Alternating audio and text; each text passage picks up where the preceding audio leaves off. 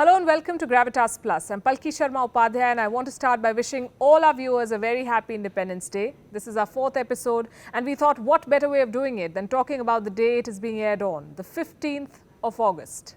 It is a date with destiny. A total of 6 countries got their independence on this date in different years. You can say they were destined too. Bahrain, Congo, the Koreas, Liechtenstein and my country, India. The largest and the most exceptional democracy in the world, a country that is diverse in every possible sense, geographically, socially, culturally, linguistically. India is exceptional in many ways. And you can count them because of India. After all, it was India that helped the world count. These two gentlemen did. They gave mathematics its most important invention. Zero. The circle of life. And speaking of life, the land the world knows as India today was once home to one of the 3 earliest civilizations in the world, the earliest. You may already know of this. What you may not know though is that this civilization was also the most widespread. It covered an area of 1.25 million kilometers and that too some 8,000 years ago. And if you think this is too much, then beat this. 6% of the world's languages are spoken in India. That's some 19,500 languages, dialects and mother tongues, each with its own uniqueness. And the numbers keep growing. The claims of many more languages for inclusion are under consideration in India. And speaking of claims, India has never claimed land that belongs to others, not once, no matter how many maps get fixed, no matter how many boundaries get redrawn, and no matter how much this man provokes. India has never coveted any territory or attacked any country. If anything, India has only taught others how to respect boundaries, not just geographical, but the ones that cannot be found on maps. I'm talking about cultural and religious boundaries. I'm talking about respecting diversity. Let me give you a small example. This month, August, started with Eid al-Adha. Last week, it was Raksha Bandhan. It will end with Onam. A total of 14 festivals are being celebrated in August alone. I could go on, but you get the point.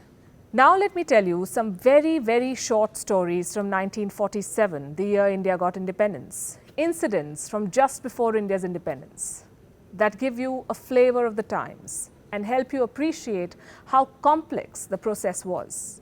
There's a good chance you've not heard of these stories and you'll enjoy them, I can tell you. If you have, I can only hope you enjoy the retelling. Story number 1. Lord Mountbatten's description of the key players in India. Nehru, he said, was a man of high principles but had a curious weakness for deferring to the judgment of strong men. These are his words. Patel possessed great common sense and had his feet firmly on the ground. And for Jinnah, Mountbatten said, my God, he was cold. Number 2. As partition was announced, do you know what was the first thing that people did?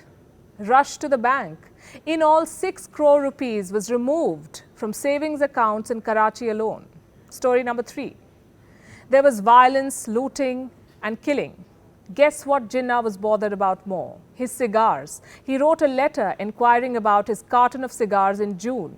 He had bank accounts in Delhi, Lahore and Bombay. He was informed that his total deposits in 1947 was 7,97,149 rupees, 12 annas and 3 paise. He was a rich man. Jinnah's house in Delhi, 10 Aurangzeb Road, was bought by an industrialist, Seth Ramkrishnan Dalmia, for 3 lakh rupees. Do you know what he did with it?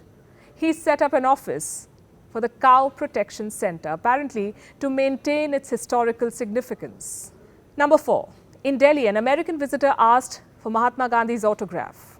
Gandhi demanded 20 rupees in return.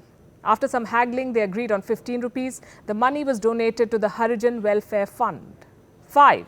After a prayer meeting, Gandhi quoted George Bernard Shaw. And this is interesting. An Englishman is never in the wrong.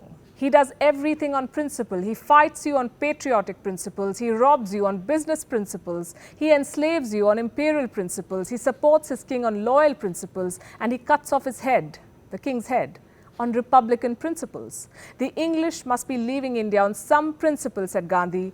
I would like to know, what is that principle? 6.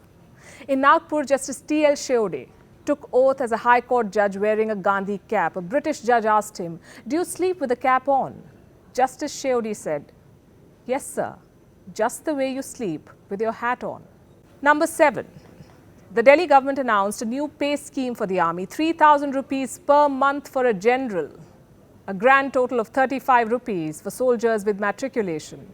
There was a party at the Red Fort. General Kariappa and Brigadier Raza gave emotional speeches, and the soldiers who were to form the armies of India and Pakistan sang for each other, for they were jolly good fellows. Number 8. There were 470 officers in the Indian civil services when India got independence. They were given a choice. 400 of them chose to retire on the 15th of August. Of the 70 who remained, 40 were in India, 30 in Pakistan. That's where we started. Number 9. The chairman of the BCCI, the Board of Cricket Control of India, A.S. De Mello, had this to say, and I'm quoting, "Sport should be spared from partition. This will harm both the games and the spirit of the games." The BCCI has not changed much.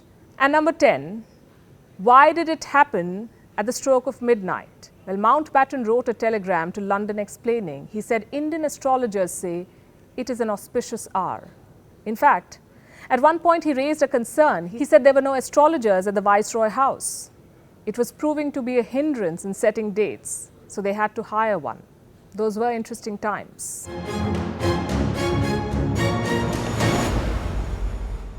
The future of a self-reliant India, where a Kashmiri youth can develop a mobile app that is faster than a recently banned Chinese app. The future of a more determined India, where we reduce our dependence on imported military hardware. An India that is a global leader, where an Indian sits on the high chair of the UN Security Council.